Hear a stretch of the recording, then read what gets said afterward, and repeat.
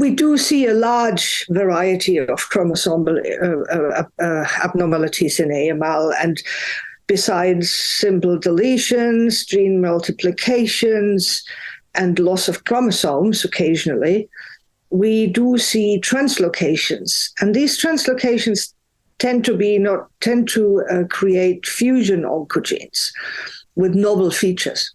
So they're not like the normal proteins. They're kind of like a mix-up between two different proteins. And many of them are aberrant transcription factors or members of the epigenetic regulatory machinery. It has to be emphasized, actually, that most recurrent mutations in AML are, in some way or another, affect gene regulation. Yeah. So this, or the epigenetic memory, or chromatin modification, or transcription regulation. So essentially, and I would say this is true for all cancers, these malignant phenotypes occur because gene regulation has gone wrong. Okay, so one good example for such a fusion oncogene, and we have been working on this protein for many years, is the product of the TREA21 translocation, and that gives rise to the fusion protein RUNX1-ETO or AML-ETO, or RUNX1-T1, and so on.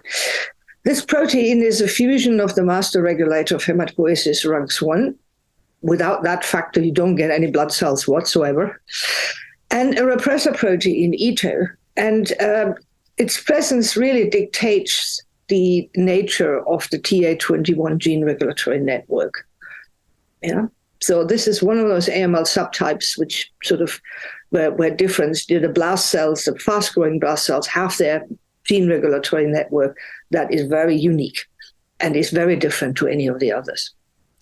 So RUNX1-ETO binds to similar genes than RUNX1 because the DNA binding domain is preserved. And this RUNX1 is a transcription factor that can, depending on the genomic context, activate or repress genes, can do both.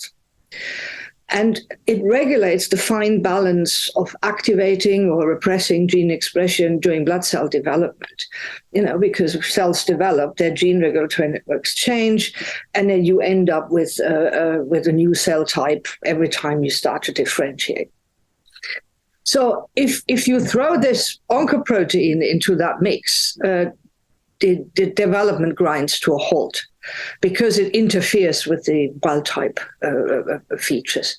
And it may lead to deactivation of genes which shouldn't be activated because normally they would be repressed, or it represses genes which normally should be activated. So the whole thing goes completely pear-shaped.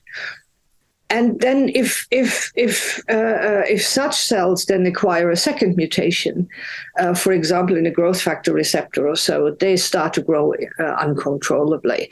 And this is a feature that we find with many of those oncofusion proteins, that they throw a spanner in the works of cell differentiation. And then if you add other mutations into the mix, the blast cells don't know where to go and they start growing uncontrollably.